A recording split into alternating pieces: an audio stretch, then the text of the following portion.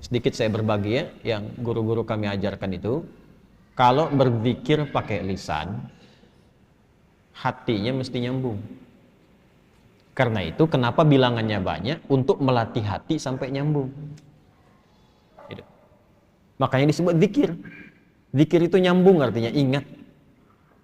Zikir itu ingat, diucapkan berkali-kali itu untuk menyentuh hati supaya ingat. Antum saya ingatkan, besok hari Senin ya. Besok hari Senin.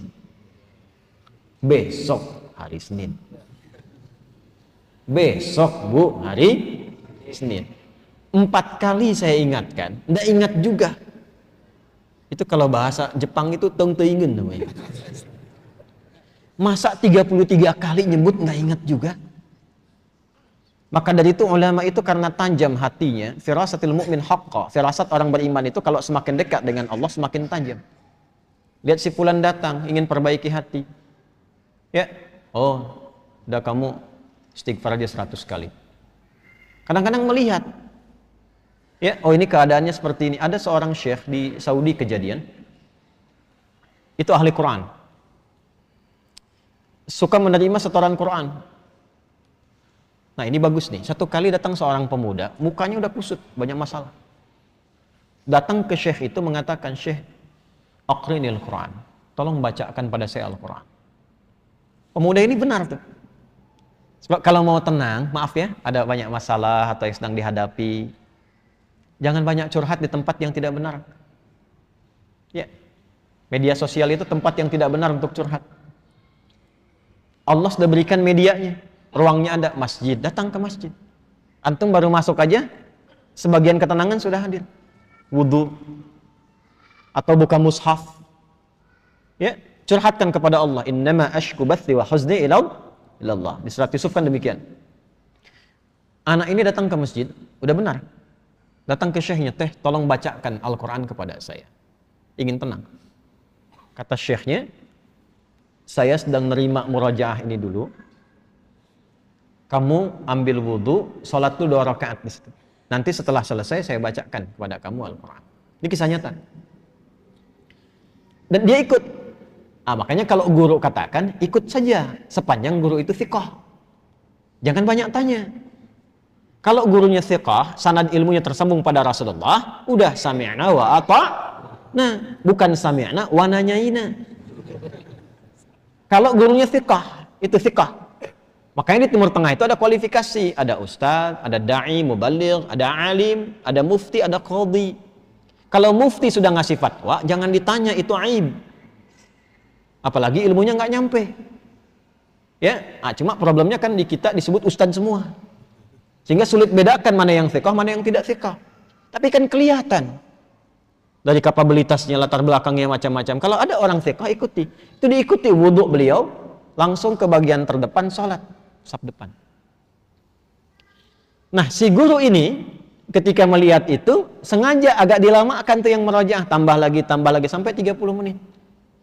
Ya, begitu selesai si pemuda itu sholat 2 rakaat dan dia menunggu sambil baca Quran, dia baca, dipanggil oleh syekhnya setelah selesai. Ta'al.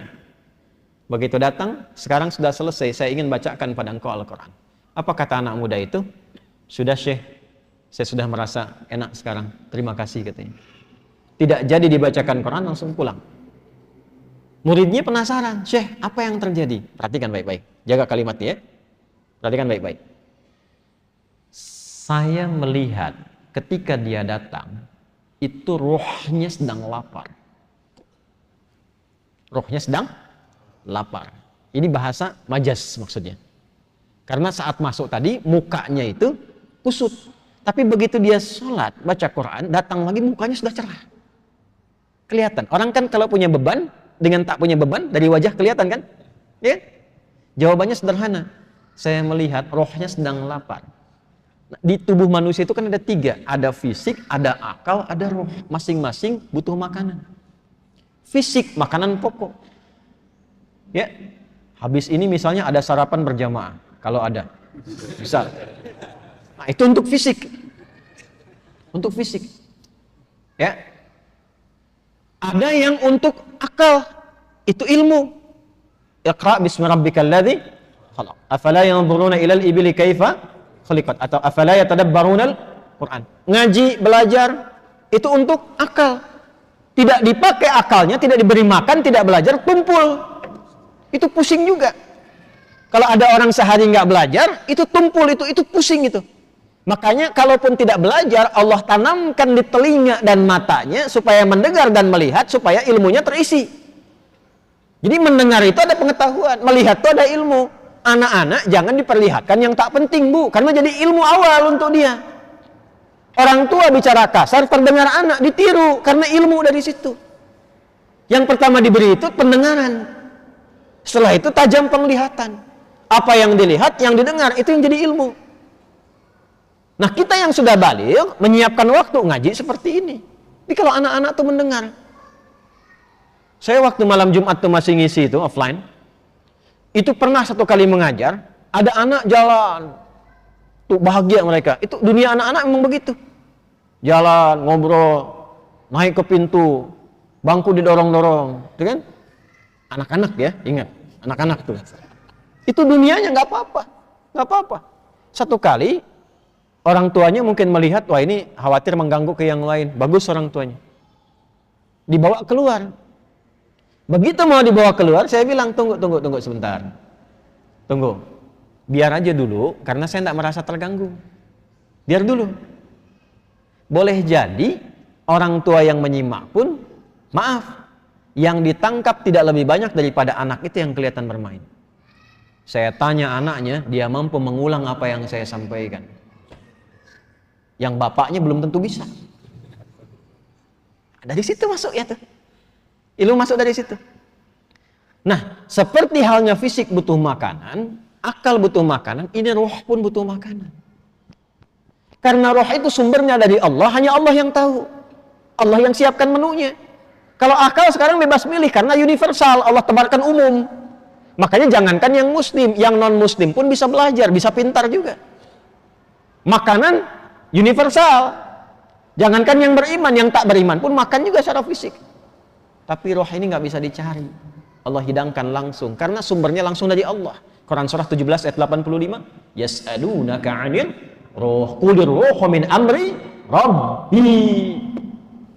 Roh itu dari Allah. Karena itu menunya langsung Allah berikan. Itulah menu yang terkumpul dalam ibadah. Sholat, baca Quran, itu semua itu kebutuhan roh. Jadi kalau nggak sholat, gelisah rohnya. Cari terus gitu. Meditasi apa macam-macam, cari. Karena nggak dapat bagiannya. Syekh itu mengatakan, itu rohnya sedang lapar. Begitu diberikan makanannya, kembali sehat. Demikian.